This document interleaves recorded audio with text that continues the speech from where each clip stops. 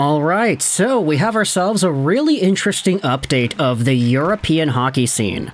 I want to turn your attention to this website right here. This is eurohockeyclubs.com.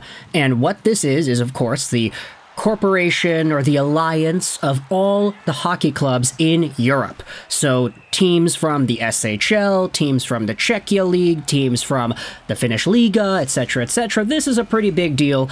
And every year there is the annual EHC Awards where fans can actually go out there and vote for who they think is the Club of the Year, the Young Player of the Year, Coach of the Year, and the, I don't know, they say it's the Warrior Award, whatever that means. I mean, Linus Ullmark and Valtteri Filppula are nominated for that, so that's kind of interesting.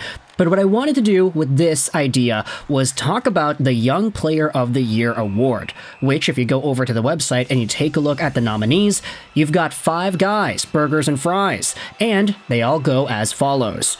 Ville Koivunen of Karpat Oulu. You might actually remember him because he was acquired by Pittsburgh in the Jake Gensel trade.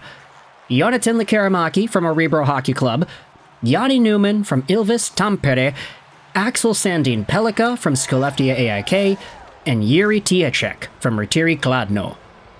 Now, you know I'm a Red Wings fan, you know I'm a Canucks fan, so what I wanted to do was talk about the 2 guys from my favorite teams and whether or not they actually have a chance to win this award. Now, the thing is, if you go over to Detroit Hockey Now, there was an article published about this yesterday by Bob Duff, Red Wings pick as a finalist for Top European Award. I wanted to use this article to go into this topic because when it comes to the Red Wings nominee, Axel Sandin-Pellikka, he actually is following up in some pretty significant footsteps by being a nominee for the European Hockey Club's Young Player of the Year.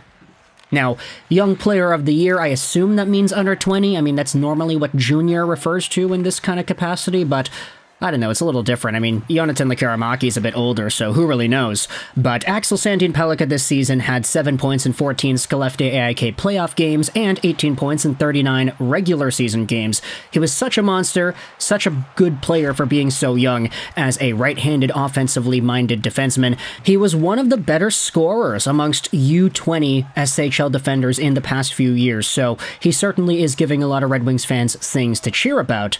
But if you go back over to this Bob Duff piece, it goes out there and talks about how ASP has indeed been nominated for the award, and also how Red Wings draftees have won this award in each of the past 3 years. Now it's ASP's task to try and extend that streak to 4 consecutive seasons. Take a look at the former winners of this award. Beginning in 2021, this honor has proven to be exclusive property of the future of the Detroit Red Wings. Detroit defenseman Moritz Seider won the EHC Young Player of the Year in 2021.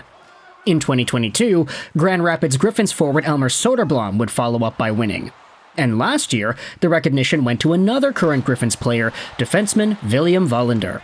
And with this in mind, it kind of becomes, you know, a little bit predictable to say, hey, wait a minute, there are a lot of Red Wings guys that win this award. Moritz Seider winning in 2021 was understandable because in that season he was playing for Regla and he was so good. I mean, Moritz Seider's draft plus 2 year, 2020-2021, was just amazing. 28 points, 41 games played. He was a defensive monster.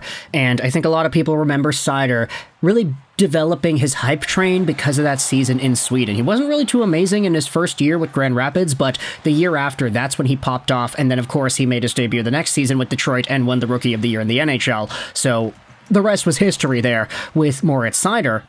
If you want to talk about Elmer Soderblom winning the award the next season in 2021-2022, hey, he was an absolute monster for Frölunda on the score sheet and quite literally, because, I mean, Elmer Soderblom's 6'8" at 22 years old. So he had 33 points in 52 games played that season with Frölunda, was awarded, of course, the top young player in Europe.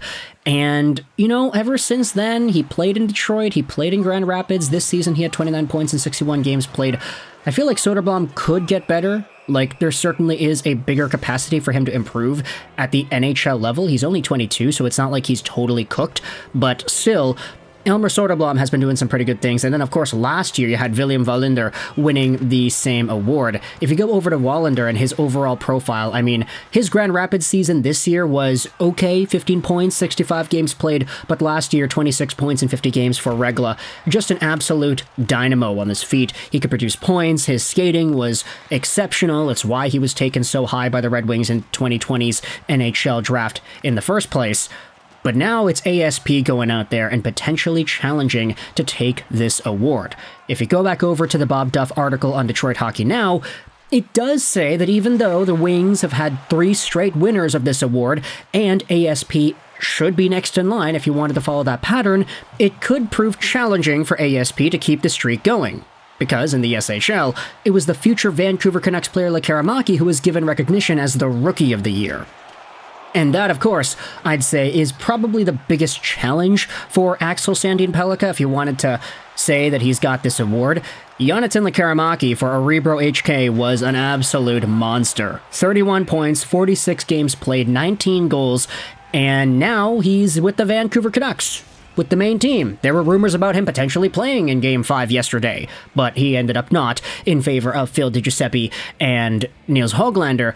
But either way, Jonathan Lekkerimaki was a guy who started lighting the lamp. I feel like his entire story played into why he was seen as such an amazing young talent in this year's SHL play. The fact that he was a top prospect, and then he had a really bad season last year, how he battled mono, how he slowly recovered from that, how he never really recovered from that, and how his numbers suffered in the process, only to go from an Allsvenskan profile where he only had 9 points in 29 games played to the 31 points he had in 46 SHL games, so literally getting a promotion and getting higher numbers at the same time.